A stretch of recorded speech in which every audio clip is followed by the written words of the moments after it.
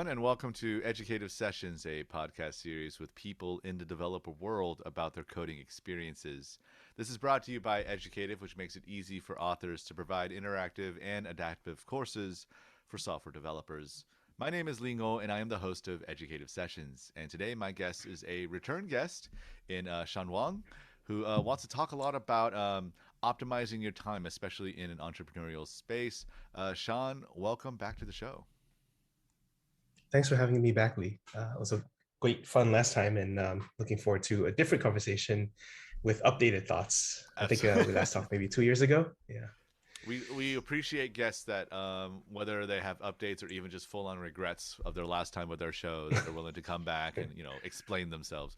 Not at all the case with you, though. We had a great time last time, and I like this is a new topic, another topic that you are passionate about as well, which is to talk a lot about more of the entrepreneurial side of the tech world. Right? You are had a developer experience, fantastic, but there's a lot more insight that you wanted to share that goes into building tech companies. So I wanted to hear what's the perspective like from both a developer and a startup perspective, and why you wanted to talk about this today. I think that a lot of developers kind of view their careers as progressing up of a ladder. You go from entry level to senior, and then senior to staff, and staff to principal, and then maybe you move over into management, and then you go up that ladder of progression as well. But that is the game that people impose on you to play. But really, there is a wider world of possibilities when you view your time as an investment rather than as something that you sell just to get career progression in terms of a career ladder in exchange. So that's kind of what I think about in terms of investing your time. I think people should treat their time, or their work hours, as currency that they can invest just like they would as a venture capitalist or as a founder. And it really has a very fine difference between a founder and employee when it comes to startups in particular. But even in a large company, you can also think about your investing your time in certain projects with certain risk profiles. And I think once you move to a investment mindset, maybe you make different choices that have disproportionate impact compared to just being slightly better at coding, just being slightly more better at communication. Those are good skills to have career wise, but they're not going to break you into a different category altogether. Okay. I mean, a follow up question to a lot of that is because there's a lot in the tech world that people talk about when it comes to mindset. And I do think that getting to a notion of, instead of selling your labor, you're selling your time in a sense, and that time um, can flourish in other places. Do you think there is a threshold to which people need to attain in order to be able to think that? It's not as simple as just snapping your fingers and say, okay, this is now how I think of time. Like, um, there's just still need to be skills and experience cultivated before we get to that point. Yeah. Yeah, so for sure, this is a high class problem and something that um, probably you should have some base level of security in the industry, or at least technical competency to fall back on when you make a bad choice. And taking risks involves the possibility of a less than ideal outcome, and you kind of do have to roll with that a little bit. But having sufficient buffer or sufficient job security, in the sense that you have a network, you have reputation, you have prior experience that you can always fall back on, enables you to take more risks. So I think definitely this kind of discussion that we're going to have is a bit more of a mid to later career stage conversation than for someone just breaking into the industry. Got it. Got it. Um, Kind of following up on that, like how um, should coders, think about their work moving forward in a lot of ways, right? Like a lot of times, I think the question I had for you earlier was, there's a lot of emphasis on quality, and there's a lot of emphasis on making it right and just so. Versus for a lot of people who are in the business side of things, they're thinking about product market fit, and they're trying to think about things that can make a sale or make a transaction, even if the engineering is not quite there. Why is it that this conflict has come up in several sessions, and it comes up all the time within the industry? Is there some kind of natural inclination to us not being aligned when it comes to both thinking about, yes, we want to make something that's technologically advanced, but also something that is meaningful and that has a value, perhaps a value that's ascribed to a currency out in the business world? Yeah, I guess there's a culture of developers who kind of view themselves as distinct from the business side of the equation. Traditionally that would be handed over to product management or sales or the executive leadership. But I think that people should take more active roles in that because it so impacts people's evaluation of how well you did. Most people, if they don't code with you, they don't sit next to you, they're never going to know about the quality of your code. All they can evaluate is the impact of your code. And the impact has a lot to do with whether or not the code solves a material problem. The code has sufficient resources to get it to completion, whether or not it's design or marketing or any other billion non-technical things that go into making products work in the business sense. Yeah, so I think developers should definitely view that as a bigger part of their job, mostly because it determines so much of what we think. So, for example, if I tell you that I was an early engineer from Uber, you automatically think better of me just because Uber was a financial success. But I could be a terrible engineer. Like you don't know. Right. Most of the time you just evaluate people based on the business outcome rather than the actual technological breakthrough, and definitely the individual technological breakthrough that you did. We just don't know. Right, right. And I mean, there's no like it would be great, but it just would be unfair, especially for people who are well tenured, to give them a trial period or whatever. I guess some probational periods exist, but it's I do not envy the work of hiring at all. I mean, they could go through so much review and evaluation and testing, and even then, like in practice, the people just aren't quite the kind of fits, right? And that's really no different than any other. One could say, if we're looking at it from an investment standpoint, is that there's presumptions of loss to be taken. I want to transition into you thinking less like an engineer, which is one of your priorities right now, to much more of an investor, right?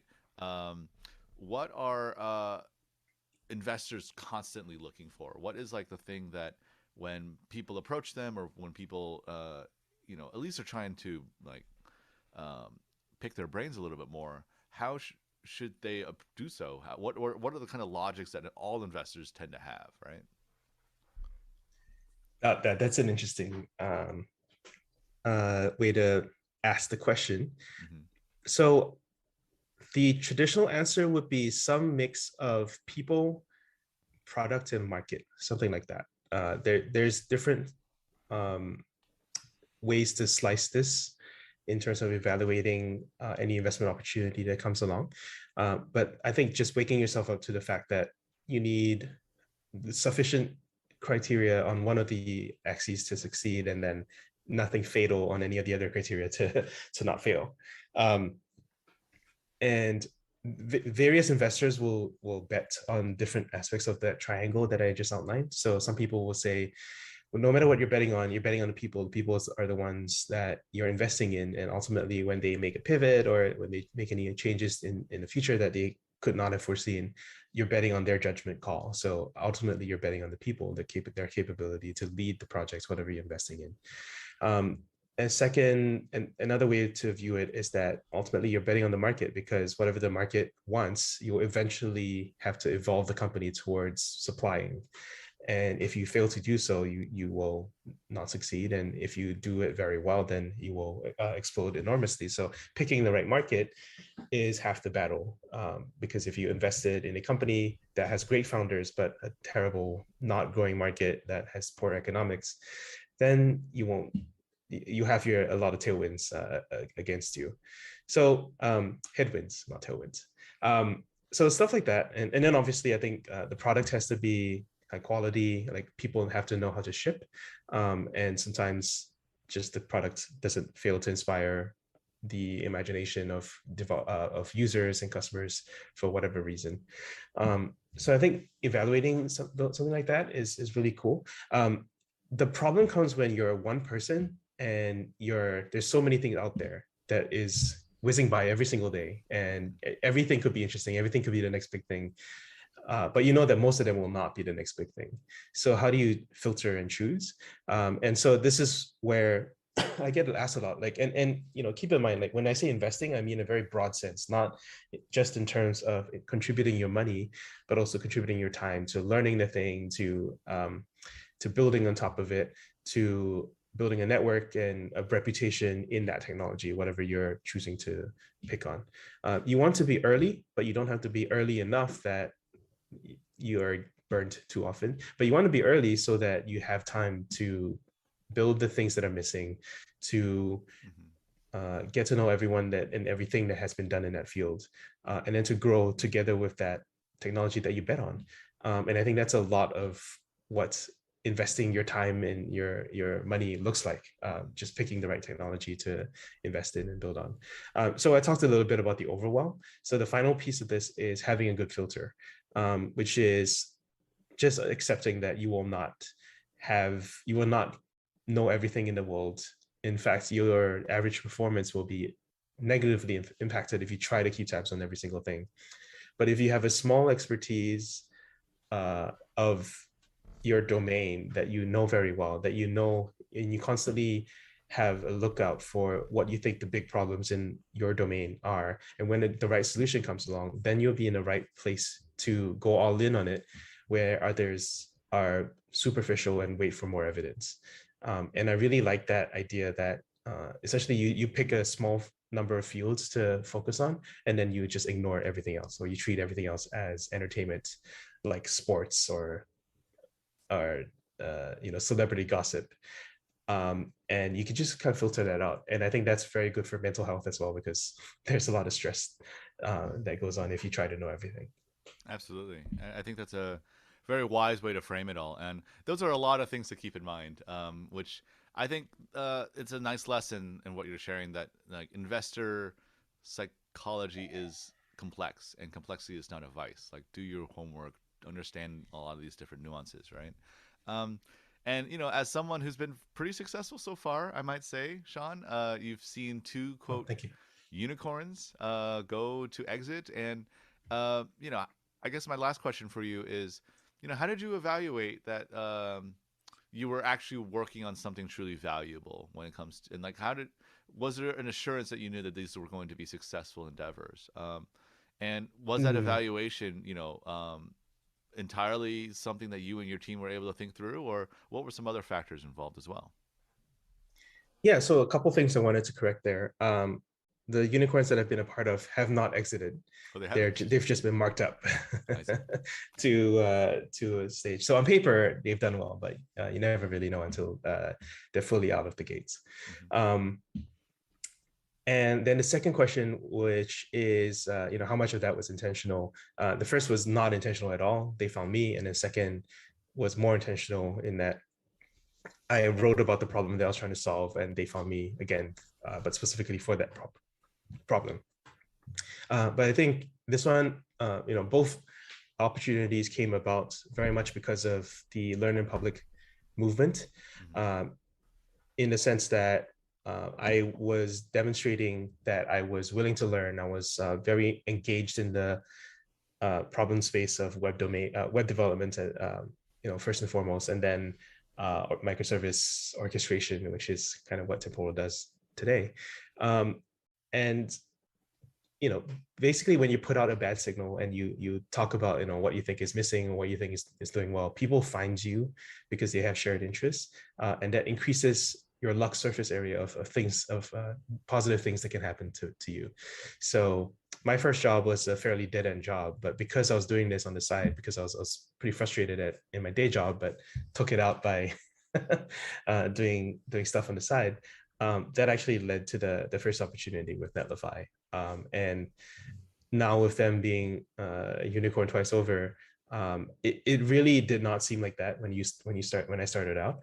But I think looking backwards, I was better able to understand like what matters and what doesn't when it comes to building something like that, because I was a small part of that journey. And then when it came to being at Amazon and then leaving Amazon for a pre-revenue startup that that nobody had ever heard of, and like it wasn't very clear what the value was. I had a bit more confidence in the fact that I could evaluate this independently without social proof, like before social proof happens, and also that I could have a material impact if I was a part of the company rather than just being along for the ride. So that's something that I think people should feel more agency about in their careers. Like you're not just betting on the company, you're betting on your ability to influence the company as well. And the more you actually believe that and are able to show that, then I think the more valuable your career becomes, at least in the startup career track. This is not for everybody, Right. for sure. Right. I think I mean it's one of those things I don't like to tell people that that you know the startup world is not for everybody. I think from a pure sustainability standpoint, not every single person can be in entrepreneurship. And that Yeah. it actually does require a little bit of insanity coupled with a lot of brilliance, right? To be able to push through so much of this. But it seems like, and a lot of it is, you know, what I've heard. One of those, like the fun stories I hear, almost everybody says like it was never goes according to plan. In fact, like a lot of success is a surprise. But to be available to that surprise, right? For example, your work in Learn in Public, what made you available and known in order to be approached in certain ways, and that could have been possibly anticipated beforehand. And I find that really cool, you know. So that's all the questions I have for you this time around, Shawn. Unless there's anything further you'd like to share, this is your time, as we've done before, to do a shameless plug. Like you can share what you're working on, what you could be working on with us. The floor is yours. Oh yeah. So I talk a little bit more about strategy, and I think part of, I have a course with Educative on the general concept of career strategy, and I think I take a very different approach to it than a lot of people because I had come at it with an investor mindset. So this is something I really wanted to emphasize, and I think it's worked out for me. So that's why I really want to share it with people as well. It is the only way in which I think, to put it bluntly, like you can sort of break out or 10x your revenue, or sorry, your earnings, or your sort of return on time, um, not simply by working harder, but by working smarter on the right problems. And so I think when people think about strategy, they don't think enough about the economic model of the company that they work at. They don't really think about the mega trends that are pushing their company along as a broader wave that that are tailwinds to their effort, and they don't think about how to be early in a company and how rewarding it is to be early. So basically, if you ever want to be a lot of career tracks will sort of cap out in terms of what they pay you, but I think if you if you take more of an investor mindset, then that cap goes away, which I really liked. I don't want to promise people, but I think that people should think about more often, because it really happens, and there's a small set of people that really understand this. Got it. Got it. You know, interesting. I think that like even if it's a small set of people, that like there might be something more to it for a lot of people as well, who might have pretty conventional ways to think about these things. But you know, the recommendation is, you know, educate yourself and learn a lot more, right? So, Yeah. Shawn Wang, thank you so much once again for coming back to our show, and really appreciate being a guest with us, and also just a general educative supporter. I also want to thank people who are watching us on YouTube or listening to us on various podcasting apps as well. You can check out more of our work on those platforms, and you can also look us up if you're interested about what we do at Educative at educative.io. So for all of us here at Educative, thank you so much, and happy learning. Bye-bye now. Hi. Hi there. Hope you enjoyed this educative session. Be sure to check out more on YouTube or on any podcasting app. And be sure to like this episode, and don't forget to subscribe to our channel. Happy learning.